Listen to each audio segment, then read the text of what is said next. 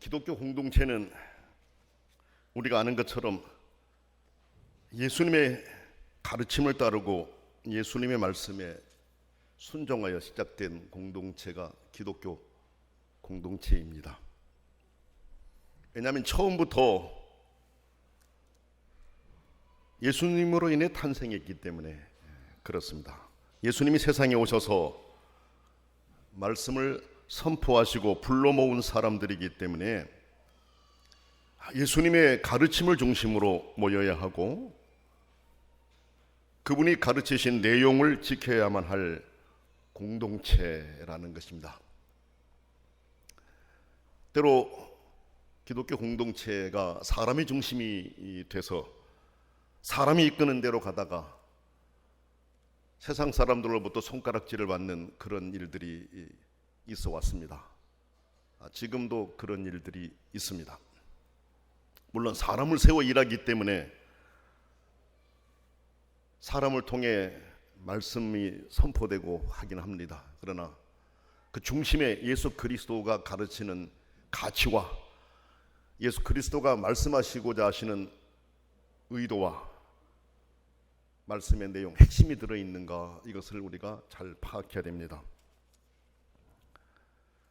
상식에 어긋난 그런 진리를 예수님께서는 우리에게 말씀하신 것이 아니라 세상 사람들이 살아감에 있어서 같이 어우러져서 함께할 수 있는 아름다운 공동체, 이것을 같이 만들어갈 수 있는 이런 내용들도 예수님의 가르침 안에 포함되어 있는 것을 알 수가 있습니다. 그렇기 때문에 예수님의 가르침이 잘못 해석되어서 전달되는 관계로 교회가 대한공동체가 아니라 교회가 세상으로부터 손가락질 받는 소외당하는 이런 일이 발생해서는 안 될 것입니다. 최근에 와가지고 오는 이 교회에 대한 이미지가 많이 떨어졌어요. 우리 교회 기독교 복음이 처음 들어올 때에는 정말 교회가 세상의 빛과 어떤 등불의 사명들을 잘 감당했었습니다. 초기의 기독교의 모습을 보게 되면 예수님의 정신을 정말 바르게 실천했던 것을 우리가 알 수 있고 1세대 믿음의 선배들을 보게 되면 정말 신앙 중심으로 예수님의 가르침을 중심으로 살아보려고 얼마나 몸부림쳤는지 모릅니다. 힘겹고 어려운 순간들이 있어도 신앙으로 승리하려고 매사를 신앙 중심으로 살았었습니다. 그런데 지금 와서는 그렇지 못한 현상들이 가끔 드러나고 있습니다. 우리는 늘 기억해야 됩니다. 기독교 공동체는 예수님의 가르침을 중심으로 이루고 완성되어 가야 될 공동체라는 사실입니다. 예수님은 지상에 계시면서 당장 살아가는 일에 대해서도 말씀하셨습니다. 사람들이 지금 당장 살아가는데 필요한 부분들에 대해서도 분명하게 말씀하셨습니다. 그리고 사람들이 당면한 문제들을 직접 해결해 주시기도 하셨습니다.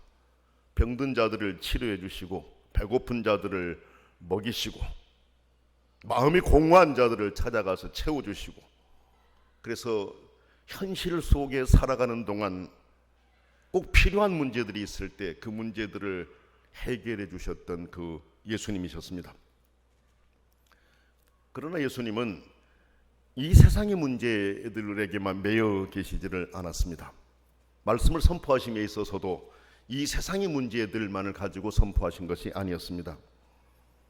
미래의 일을 말씀하시고 미래를 대비하게도 하셨습니다. 왜냐하면 예수님이 이 땅에 오신 궁극적인 목적 자체가 새하늘과 새 땅에 대한 내용이기 때문에 그렇습니다. 죄로 인해 죽어가는 세상을 구원하기 위해서 예수께서 오셨기 때문에 미래에 완성될 그 세계에 대해서 예수님께서 말씀하시지 않을 수가 없는 거죠. 그렇죠. 궁극적인 이 진리의 말씀을 외치셨습니다. 그래 예수님은 궁극적으로 이 세상 끝날에 새로운 세상에 도래할 것을 가르치셨습니다. 사람들이 이 세상에서 사는 동안에 결과를 판단할 날이 임할 것이다 라는 말씀입니다. 예수님이 가르치신 말씀을 믿고 따르는 사람들에게는 영원한 생명을 주기 위해서, 그리고 예수님이 가르치신 말씀을 믿지 않는 사람들에게는 영벌을 내리기 위해서 그날이 임할 것이라고 여러 차례의 여러 비유를 통해서 우리에게 알려주셨습니다. 사람들이 어떻게 살아가느냐 하는 것은 그들에게 주어진 자유이지만 그 결과에 대해서는 책임을 묻겠다라고 하신 말씀입니다. 여러분들 고린도전서의 말씀을 묵상하면서 보면은 자유가 있다. 그래, 자유롭게 살 수 있지만 이 모든 것들이 다 덕을 세우는 것이 아니고 이 모든 것들이 다 유익한 것은 아니다라고 말씀하고 있지 않습니까? 우리에게 자유가 있어서 자유롭게 행동하고 활동하고 살아갈 수 있지만 그것이 다 하나님이 원하시는 것은 아니라는 것이죠. 그 부분에 대해서 정리하시기 위해서 오신다라는 말씀을 하셨습니다. 여러분 전도서를 보게 되면 그 11장 9절로 11절에 이런 말씀이 나와요. 청년들에 대해서 주신 말씀인데, 청년이여 네 어린 때를 즐거워하며 네 청년의 날들을 마음에 기뻐하며 마음에 원하는 길들과 네 눈이 보는 대로 행하라. 그러나 하나님이 이 모든 일로 말미암아 너를 심판하실 줄 알라. 이런 말씀을 하십니다. 그러니까 자유롭게 살아가는 것, 이것은 너 자유라는 것입니다. 보는 대로 행할 수 있다라는 것입니다. 그렇지만은 그렇게 행하고 난 결과에 대해서는 심판이 있다라는 것을 기억하라는 것이죠. 무슨 말씀인 것 같습니까? 자유라고 해서 모든 것을 행하라는 것이 아니라 선택하라는 것입니다. 여러분 보세요. 우리들은 우리 입술을 통해서 여러 말들을, 모든 말들을 다 토해낼 수 있습니다. 그러나 우리 입에서 나온 말들이 모두가 다 유익한 말은 아닙니다. 그래서 내가 여러 가지 말들을 다 할 수 있지만 나는 그 말 가운데 선택해서 말을 하게 됩니다. 왜? 책임 있는 사람이 되기 위해서 그렇습니다. 덕을 세우기 위해서 그렇습니다. 기독교인들은 하나님이 원하는 그런 사람이 되기 위해서 그렇습니다.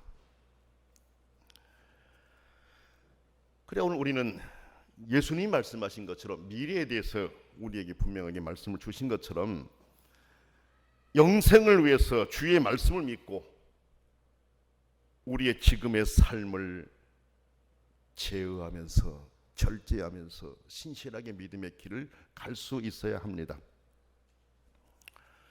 또 예수님은 믿음을 가지고 사는 사람들이 보다 더 바르게 깨닫고 믿음 생활을 하도록 하기 위해서 성령을 보내주실 것이다 라고 약속하셨습니다. 예수님이 계실 때에는 예수님이 함께 하시면서 가르치시고 본을 보이시면서 말씀을 주셨는데 이제 예수님이 떠나고 나면은 공허하다는 생각을 가질 거 아닙니까? 그래서 성령을 보내주셔서 이제는 성령께서 그 모든 일들을 행하실 것이다 라는 것을 말씀하셨어요. 여러분 신앙의 일은 하나님이 하신 일을 믿고 따르는 길이기 때문에 사람이 다 할 수가 없습니다. 영이신 하나님이 직접 오셔서 돕도록 하실 것을 그래서 약속하신 것입니다. 신앙생활이 왜 힘듭니까 여러분? 신앙생활이 힘들다라고 하는 것은 하나님이 정하신 그 일을 내가 믿고 따라가기 때문에 하나님이 하신 그 일을 사람이 믿고 따라가려고 하니까 어려운 거예요. 성령을 보내주셔서 성령이 내 안에서 역사해 가실 때, 나를 주관해 가실 때 우리들은 더 힘있게 이 믿음의 길을 갈 수 있습니다. 그래서 성령을 보내시겠다는 약속을 하셨어요. 성령께서 오셔서 예수님이 하셨던 모든 말씀들을 생각나게 하실 것이다. 요한복음 14장 26절에는 그렇게 가르치고 있습니다. 예수님이 하신 말씀들이 얼마나 많습니까? 그런데 그 말씀들을 우리가 세상에 살아가다 보면 기억하지 못할 때가 있어요. 잊고 살 때가 있어요. 성령을 보내주셔서 성령께서 우리 안에서 예수님이 하셨던 그 말씀들을 기억나게 하실 것이다. 그 일을 위해서 성령을 보내신다라고 요한복음 14장에서 분명하게 말씀하십니다. 자, 그리고 여러분, 성령이 오셔서 그리스도를 믿는 이들이 귀하고 큰 일을 행할 수 있도록 힘을 주시고 능력을 주실 것이다 그랬습니다. 그러므로 성령을 기다리라라는 명령을 하신 것입니다.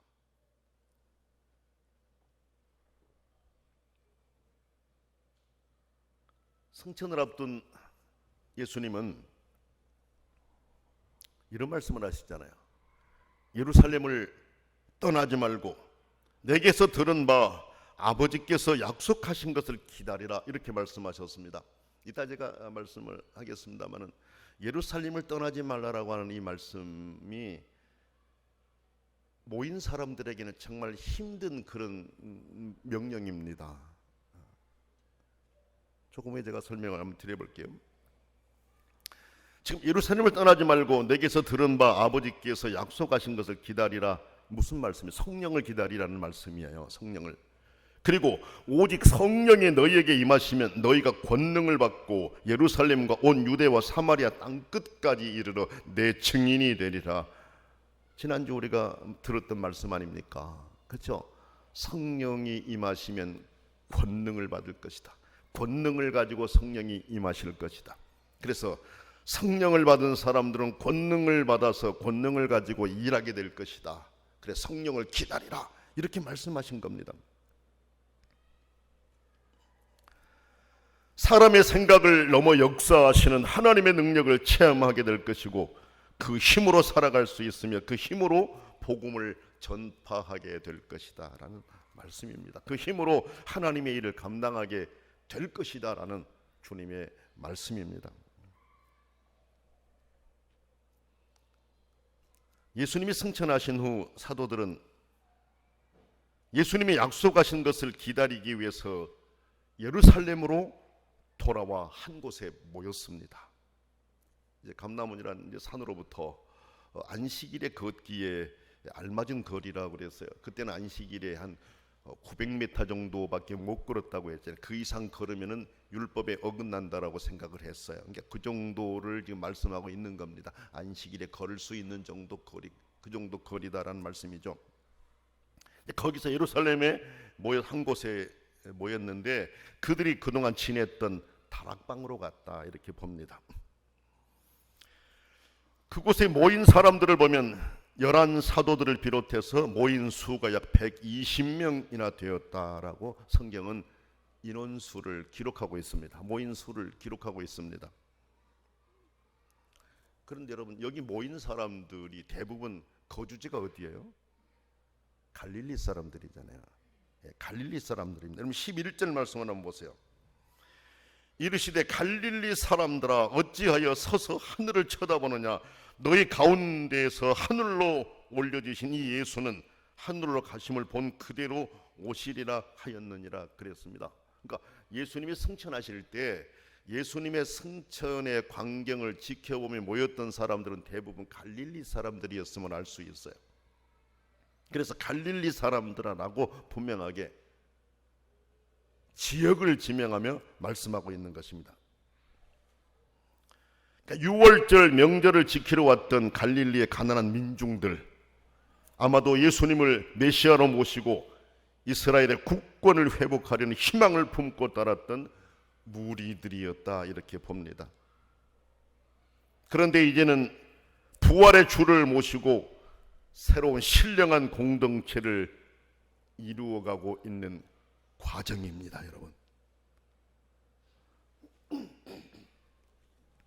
40일이 넘는 동안 멀리 갈릴리에서 온 가난한 사람들이 세상 생활을 다 뒤에 두고 예루살렘에서 합숙하면서 새 공동체를 이루어가고 있는 거예요. 아까 제가 예루살렘을 떠나지 말라라고 하는 말씀이 이 말씀을 듣는 청중들에게 힘들었다고 하는 것이 바로 이 부분입니다.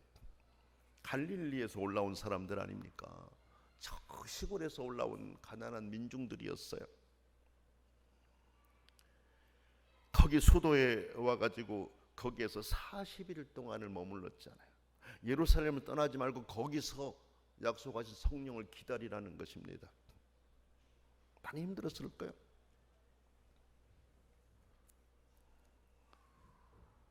저희들이 여름 성경학교 교사 강습회라고 하는 것을 경험을 한 적이 있어요. 그때에는 정말 교사들이 많이 모였습니다.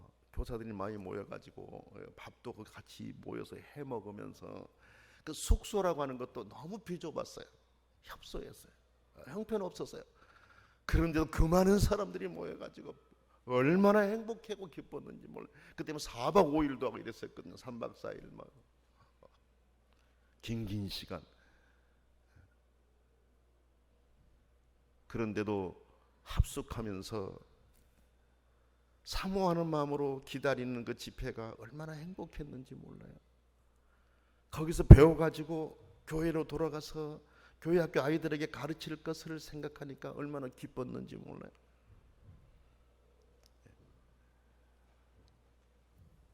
근데 이들은 40일이 넘는 기간이에요. 따져보면 40일이 넘는 기간을 그렇게 합숙하면서, 여러분 다락방이면 좁은 공간이었어요. 그렇죠? 큰 공간은 아니란 걸 알 수 있지 않습니까? 거기서 합숙하면 새 공동체를 이루어가고 있는 거죠. 지금까지 가졌던 생각들을 내려놓고 예수님의 명령을 따른 것입니다. 예루살렘을 떠나지 말고 약속의 성령을 기다리라는 명령에 순종하면서 이루어진 것입니다. 120명이 열심히 마음이 하나가 되어서 그 새로운 일을 위하여 기도하면서 이루어가고 있었습니다.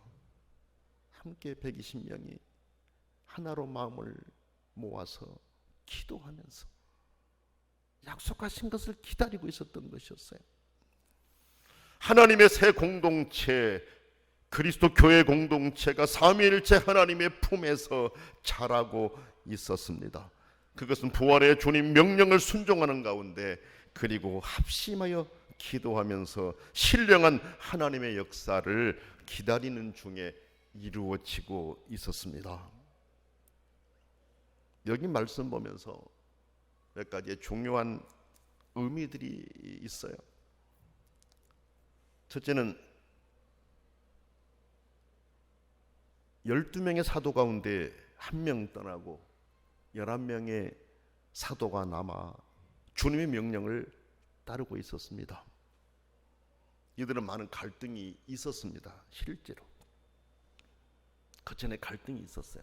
왜냐하면 자기들이 기대했던 주님과 주님이 죽으신 그 과정 사이에서 생각의 폭을 좁히기가 어려웠습니다. 갈등이 심해서 고기 잡으러 가기도 하고 또 다른 데로 내려가기도 하고 이런 상황들이 있었지 않습니까? 그러나 부활하신 주님을 만나고 부활하신 주님께서 그들에게 말씀을 풀어서 확신을 심어주고 나니까 흔들렸던 그들의 마음들이 제자리로 돌아왔습니다. 갈등이 사라지고 예수님 중심으로 모여서 약속하신 성령을 기다렸습니다. 그것은 여러분 잠깐 생각은 빗나갔다고 할지라도 그 중심 깊은 곳에는 주를 향한 믿음이 확고했기 때문에 그렇습니다. 그렇죠? 우리가 믿음 생활하다가 때로는 흔들릴 때도 있어요. 갈등이 올 때도 있어요. 그러나 우리가 영 넘어지지 않지 않습니까? 왜 그렇습니까? 내 중심에 주를 향한 확고한 신앙이 있기 때문에 그래요. 궁극적으로는 주님께서 우리를 꽉 붙잡고 있기 때문에 그래요. 그렇지 않습니까, 여러분? 두 번째로는 여자들이 소개되고 있어요. 이들은 주의 선교 사역을 도왔던 자들이라고 이미 누가복음 8장에서 말씀하고 있지요. 십자가의 길까지 따랐던 여인들 아닙니까? 그렇죠? 예수님이 모든 고난을 받으며 십자가에 고통당한 것들을 다 지켜보았던 여인들이었잖아요. 부활 아침에 무덤을 찾아갔던 여인들 아니었습니까? 그들이 지금 여기까지 온 것입니다. 주님을 사랑하는 마음과 신실한 의무감이 함께했기에 가능했다고 봅니다. 여러분, 믿음의 길에는요, 이런 신실한 의무감이 필요해요. 거룩한 의무감이 있어야 됩니다. 자원하여 일하고 싶어하는 마음이 있어야 됩니다. 그래야만이 내 믿음도 자랄 수 있고 주님이 맡기신 사명도 완수할 수 있기 때문에 그렇습니다. 내 속 깊은 곳에서부터 일어나는 동력이 있어야 돼요. 그렇죠? 의무감이 있어야 돼요. 그러나 의무감은 내 억지의 의무감이 아니라 신실하고 거룩한 의무감이 작용해야 돼요. 그런 단계에 이를 때 비로소 내 믿음이 성숙되었다라고 감히 말할 수가 있을 거예요. 이 여인들은 갈릴리에서부터 예수님을 따랐고 모든 고난의 과정을 다 지켜보았고 부활 아침을 찾았고 성령을 기다리고 교회 공동체가 시작되는 여기에 사실은 기초적인 역할까지 하고 있다, 이렇게 볼 수가 있습니다. 그리고 120명이라고 하는 무리가 모였다라고 말씀하고 있어요. 여러분이 아신 것처럼 예수님이 활동하실 때 얼마나 많은 사람이 따랐습니까? 수만 명이 따랐다고 말씀하고 있잖아요. 발 디딜 틈이 없을 정도로 많은 사람이 따랐어요. 그렇죠. 그런데 흩어지고 120명의 수, 이들이 교회의 처음 구성원이 되는 영광을 차지합니다. 주로 갈릴리 사람들이었는데 40일 동안 타지에와 거하면서 불편함이 많았겠지만 그러나 주님의 말씀을 소중하게 여겨서 받아들였습니다. 불편함을 견디면서 약속하신 것을 기다리는 가운데 하나님 교회의 기초 멤버들이 되었던 것입니다. 그리고 네 번째 보니까 오로지 기도에 힘썼다라는 말씀이 강조되고 있어요. 여러분, 지금 이 내용은 기도하신 예수님의 모습을 배워 실천하고 있음을 가르쳐 줍니다. 누가복음에는 특별히 예수님이 기도하신 모습이 많이 나오지 않습니까?